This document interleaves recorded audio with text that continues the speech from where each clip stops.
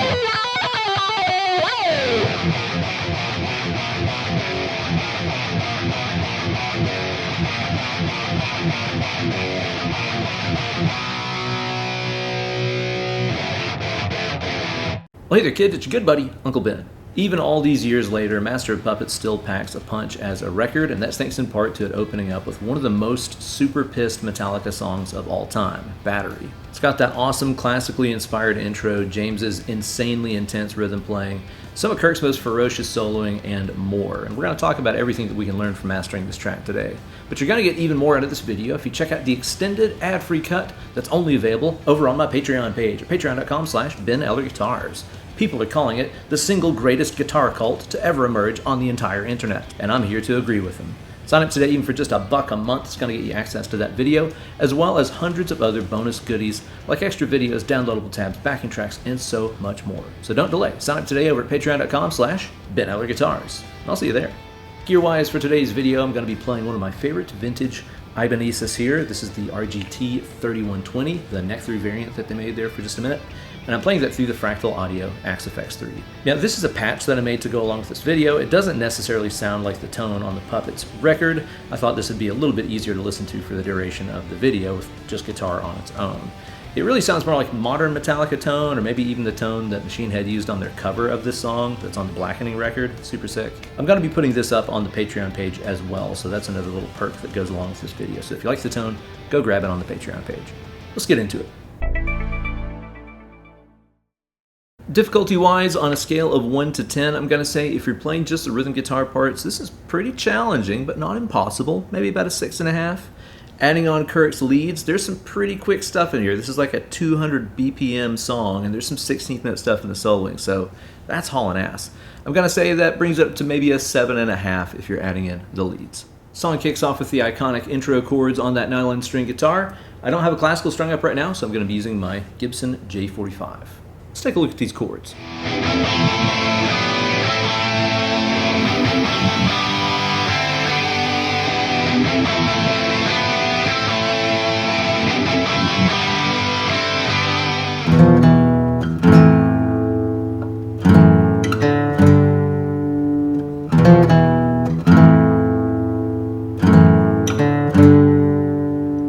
Kicking off that really Spanish flavor right there, right?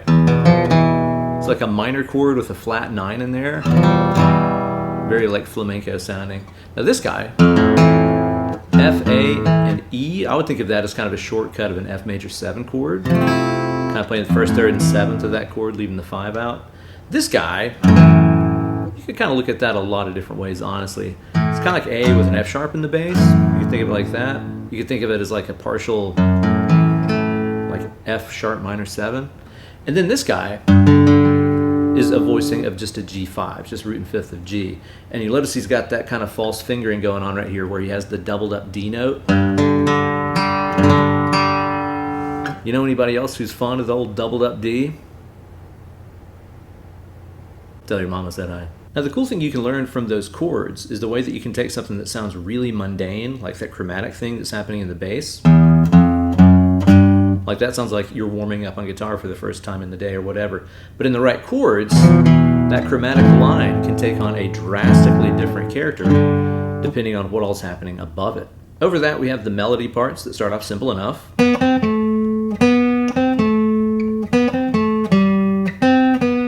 And then get the harmonies added on one by one until it just sounds massive. Now these start off as your traditional Iron Maiden thirds, meaning that for whatever note guitar number 1 is on, guitar number 2 is a third ahead of it in the scale. You could also think of this as like playing alphabet leapfrog. So in other words, if guitar number 1 is on B, guitar number 2 is going to be on B, C, D. Just 3 ahead of it in the alphabet. Guitar number 1's on C, well guitar number 2 is going to be on C, D, E. Just counting ahead of it in the scale like that.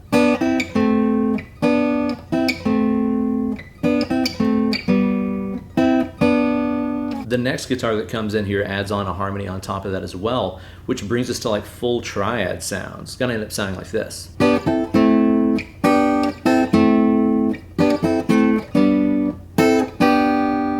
We have triads of G major and A minor that stack up in that intro.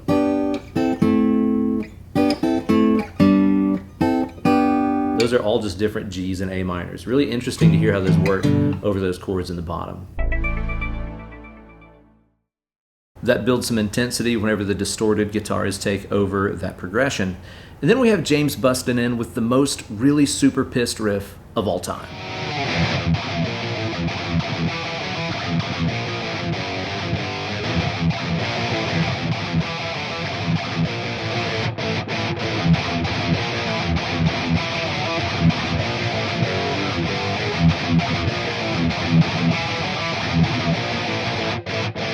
In my opinion, this is like the sickest gallop riff ever, and if you want to improve your galloping technique, this one can really help you get it down. Let me show you a couple different options of how you can conquer this super fast gallop stuff.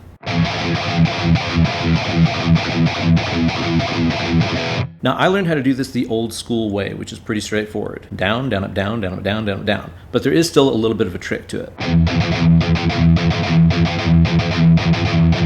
Do you notice how that last downstroke is kind of going out and away from the face of the guitar? I'm really exaggerating for camera right now. But that final out stroke on your gallops is really important to get you out of the path of the strings and over the top of it again to start the next gallop. That's a problem that a lot of people have with their galloping technique, is every pick stroke is just going straight up and down like this. So when it's time to start the next gallop, ba-da-bum, your pick is like right here in between the strings and you got to kind of hop over it like that. This sort of out stroke helps you escape that. Bum, ba-da, out, out, like that. So be sure to put a little bit of an escaping angle on that last pick stroke. It's going to make the reload for your gallops a lot easier. And don't call them fucking triplets. A triplet is where it goes triplet, triplet, triplet, triplet. That's not what this is. It's a gallop. It's an 8th note and then 2 16th notes. 1 and a 2 and a 3 and a 4. That's not what a triplet is. There's another technique that I want to show you that I've seen a lot of guys using here lately for super fast and clean gallops. I've not quite got it down yet, still kind of working on it, but the first guy that I saw doing this was my friend Miles Dimitri Baker from the band Ice Nine Kills. He's an incredible guitar player. It involves kind of wiggling the thumb a little bit, which is something I don't usually do, but it can really come in handy for this technique. Let's scope this out. Do you see that move right there? It's kind of like starting off with 2 downstrokes, and then instead of like pulling the pick up like that, like we usually would, What you're doing is bending that knuckle of the thumb back, and that is going to make the pick pass through the string on an upstroke. It's all kind of contained right here. You can see the wrist is just kind of bouncing with the downstroke. And then the thumb is what's controlling the in-between note, the upstroke. It's really unusual, but man, it feels like you can do that all day and never get tired because you're just kind of using that combination of your wrist and your thumb muscles to execute that gallop. Pretty interesting. Give it a shot. Let me know how it goes for you.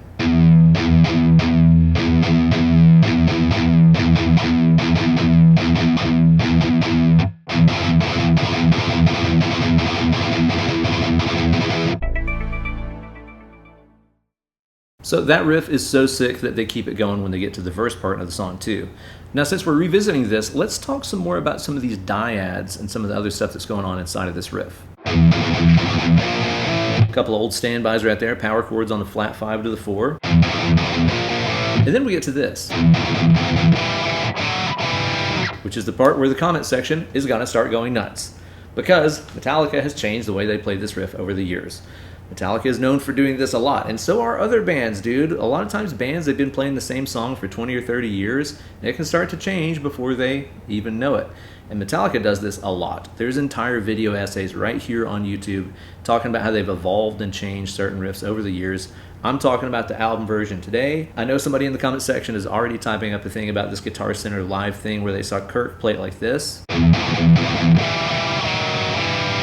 And yeah, that's how they've been playing it live for a long time now. It's not like that on the record. Let me explain. So sometimes they play this. This is an E minor dyad, meaning it's just got the root and flat third of that chord, not the fifth. And this is a D major dyad, root and third of D. There's other times in the song where they play, this is kind of like this implied D sharp diminished dyad that resolves back to that E minor. Sometimes they do use that, but it's not every time. They use the D sharp dyad whenever they're transitioning into the riff at any point in the song. So for example, the very first time that we hear it, they're about to play the riff, so they're going to give you the D sharp thing. In the chorus of the song,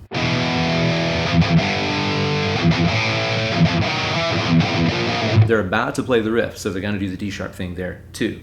Once they're in the riff though, they use the D on the record.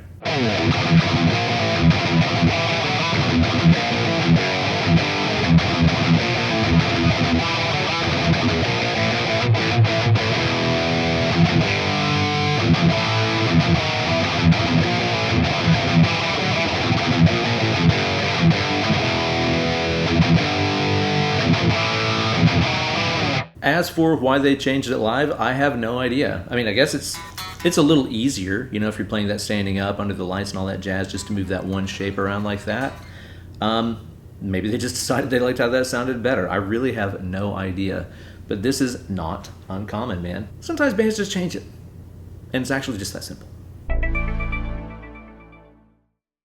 Now, that riff kicks so much ass that they also use it for like half of the chorus as well. It's almost like we've just been hearing that riff through the whole song so far, and we're still not tired of it.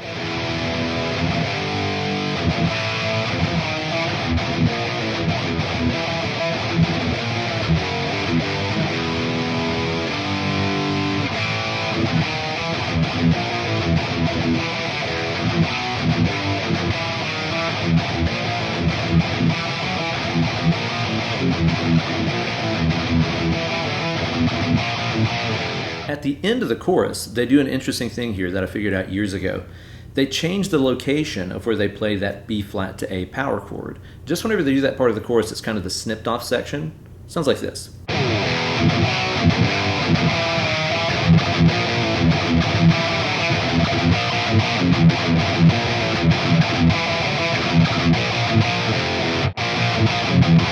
Did you see that? Instead of doing it here, like they had been the other times, they put it down here in the first position. It makes it a lot easier to get to that low F chord. After chorus number 1, Kirk hits us with a short and sassy little lead break that can show us how to use some repeating licks and some Dorian flavor. Let's scope this out.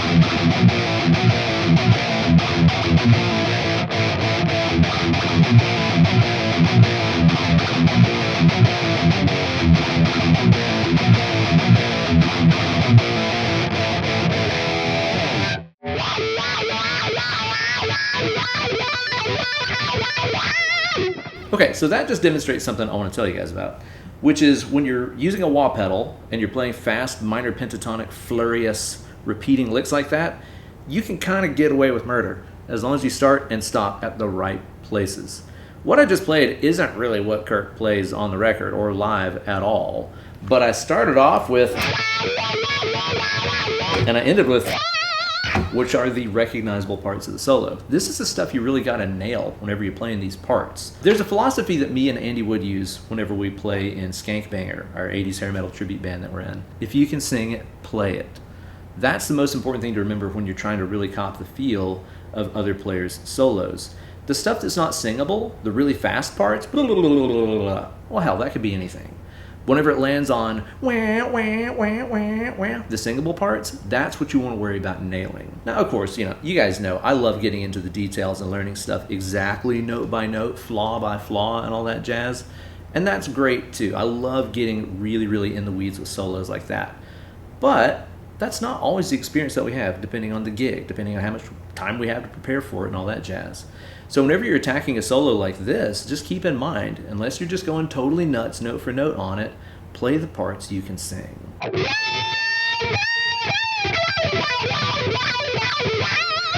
Like, again, that's not really what he plays, but it started in the same spot, and it ended on the same spot, which are the parts that you could sing.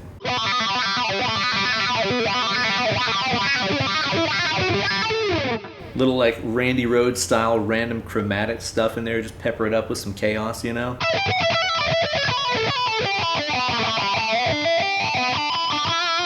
That phrase, we can hear more of that Dorian influence with that C sharp note in there. And you'll notice the rhythmic timing here is also really interesting. He's been mixing this up with a lot of like straight 16th note stuff, like that, but this is a more triplet bass feel, Changing up the groove like that in his phrasing makes this a lot more rhythmically interesting than just hammering away on those 16s the entire time. Now, the next part of the solo is again in that range of it's singable, therefore you should play it note for note. Now, this is where James has changed up the riff, where it's following a set of chord changes, and Kirk changes up his position on the neck as well.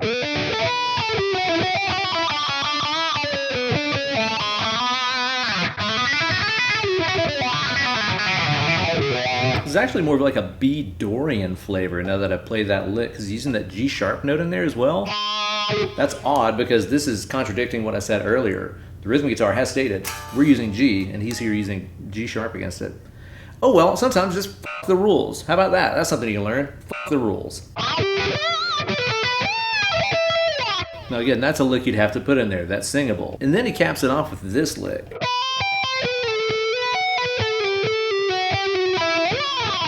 Which to me is like very Uli John Roth, right? Very Scorpion sound. You could hear like Michael Schenker playing that lick for sure. And I know that was one of his big influences. Really dig that one. Cool phrasing. I like this solo because it's as furious as the rhythm guitar playing. It seems like their vibe is like really matching here. And it's also not too long. Some of these early Metallica solos can get to be in like, 64 bars out of nowhere. This one's pretty compact, which I think really helps keep the energy up for the song. You can rag on Kirk all day, man, and it's like, yeah, he's not the sickest shredder in the world, and he would agree with you. That's the thing that people forget about this. Kirk has never said, I'm the sickest player in the world. He's never said that. He just plays stuff that, in my opinion, suits the songs pretty doggone well. Leave Kirk alone. Now, in terms of songs on this record, this is one of the more simple ones because there's only one more riff in the song left after that. It's that really super pissed downstroke riff that we play after the solo. And yes, it has to be all downstroke.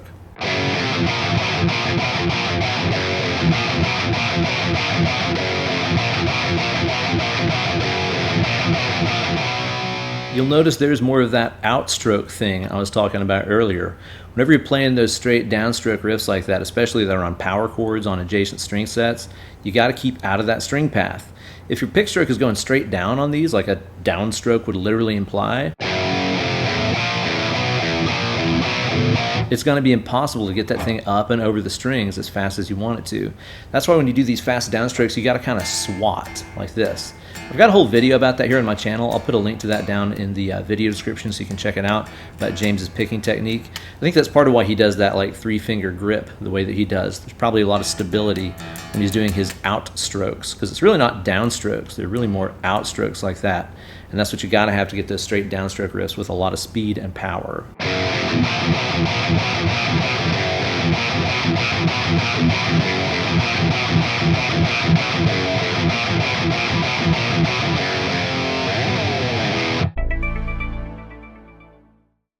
So there you go, guys, a look at a Metallica masterpiece that we're still learning from all these years later, man. Every song on this record is just like required learning for every young Shred-Eye Knight, in my opinion. If you master this record start to finish, there's so many things that are going to open up for you. There's so many songs that you're going to be able to play and bands you're going to be able to get into because you can play this stuff. But of course, there's a million other Metallica songs we can learn from too. And I want to know which one you guys think we should feature next in this series. So let me know down in the comment section. If you like this video and want to get even more out of it, check out the super extended ad-free cut. That's only available over on my Patreon page at patreon.com/Ben Eller Guitars. $1 a month will get you there. Come on, you got nothing to lose and so much to gain. Like a community of awesome people like yourself, tons of bonus videos, downloadable tabs and backing tracks, all kinds of good stuff. So don't delay, sign up today. I'll be out on the road all summer with Machine Head, going through Canada and the United States. It's been a blast so far, and I'm so excited about the other shows that we have booked. So if I'm going to be in your town, let me know so I can toss you a pic and give you a high five.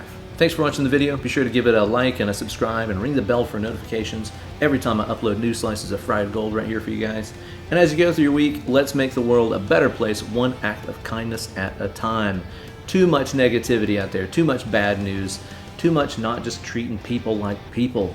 We got to respect each other. We got to share this world and make it a better place, one good deed at a time. So don't be a dick.